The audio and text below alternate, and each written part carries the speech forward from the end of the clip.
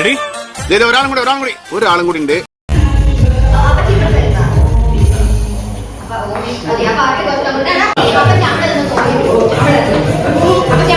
അപ്പച്ചി അവിടെ ഇരുന്ന് നോക്കിക്കോ, അപ്പച്ചി അവിടെ ഇരുന്നു എന്നും പറഞ്ഞ് മനഃപൂർവ്വമാണ് ഇവിടെ അഹാനെ അപ്പച്ചി അവിടെ നിന്നും മാറ്റുന്നത്. അന്തസ് വേണോടാ അന്തസ്. അപ്പൊ നീ എനിക്ക് പുല്ല് വിലയല്ലൂടെ തരുന്നത്, പുല്ല് വില. ജോലിക്കാരും നിൽക്കണ്ട.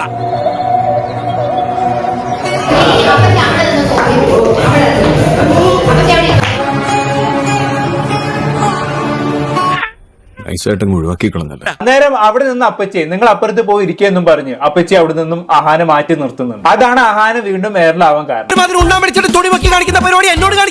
മുന്നിൽ ഡെക്കറേഷന് വേണ്ടി വെച്ച കപ്പ് കേക്ക് ഇവരെടുക്കാൻ നോക്കുന്നുണ്ട്, ആര് അപ്പച്ചി എടുക്കാൻ നോക്കുന്നുണ്ട്. അന്നേരം ഇഷാൻ ഈ പറഞ്ഞ അപ്പച്ചിയുടെ കൈ തട്ടി മാറ്റുന്നുണ്ട്.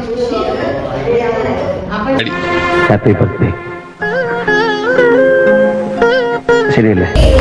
എന്നിട്ട് അവരും അവരുടെ കുടുംബക്കാരുമായിട്ട് കേക്ക് കട്ട് ചെയ്യുന്നു. ഇതാണ് സംഭവം. ഇവരെന്തോ സ്റ്റേജിലിട്ട് അപ്പച്ചിയെ തട്ടി കളിക്കുന്ന പോലെയാണ് മൊത്തത്തിൽ ഇത് കണ്ടപ്പോൾ എനിക്ക് തോന്നിയത്. ആദ്യം വലത്തു ഭാഗത്ത് ഇരുന്ന അപ്പച്ചിയെ നടത്തിച്ച് എടുത്ത ഭാഗത്തേക്ക് കൊണ്ട് നിർത്തി, അവിടുന്ന് ഫ്രെയിമിൽ നിന്ന് പുറത്താക്കി. എന്തോന്നോടെ ഇത്? എനിക്കതിൽ ദുഃഖമൊന്നുമില്ല.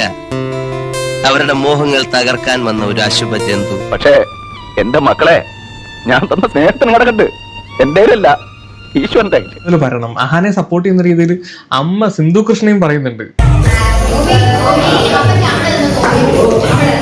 ഇതൊക്കെ കാണുന്ന സമയത്ത് അശ്വിൻ എന്താ അവിടെ അതിഥിയായിട്ട് വിളിച്ചു വരുത്തിയ പോലെ ഉണ്ട്. സ്വന്തം മോന്റെ ബർത്ത്ഡേ ആണ് ആഘോഷിക്കുന്നത്, മുൻപന്തിയിൽ നിൽക്കേണ്ട ആളാണ്, അപ്പുറത്തുനിന്ന് സൈഡിൽ നിന്ന് കൈയടിക്കുകയാണ്. ഇതിനും വലിയൊരു ഇൻസൾട്ട് ഒരു അച്ഛൻ ഇനി എങ്ങനെയാണ് കിട്ടാനുള്ളത് അല്ലേ? പിന്നെ അശ്വിൻ ഇതൊക്കെ ചെയ്യാനുണ്ട്, പിന്നെ കുഴപ്പമില്ല, അതെങ്ങനെ അഡ്ജസ്റ്റ് ചെയ്ത് പോയിക്കോളൂ.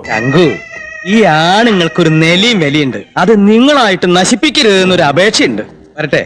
ഇനി ഇവിടെ എടുത്തു പറഞ്ഞ മറ്റൊരു സംഗതി എന്താണെന്ന് വെച്ചാണെങ്കിൽ ഈ കുഞ്ഞിന്റെ ബർത്ത്ഡേ വ്ളോഗിൽ എവിടെയും അശ്വിന്റെ വീട്ടുകാരെ കാണാൻ സാധിക്കില്ല എന്നുള്ളതാണ്. കുട്ടീന്റെ അച്ഛന്റെ വീട്ടുകാർ ഫ്രെയിമിലേ ഇല്ല. മനുഷ്യനാവണം ആദ്യം, എന്നിട്ടുണ്ടാക്കുക നിലയും വിലയും. ആലോചിക്കണം, സ്വന്തം അപ്പച്ചിയാണ്. എന്തൊരു മെനാട്ടോ ശ്രീ അവര്. നിനക്കെല്ലാം ഉണ്ടാവും, ദൈവം തരും. വന്ന വഴി മറക്കരുത്.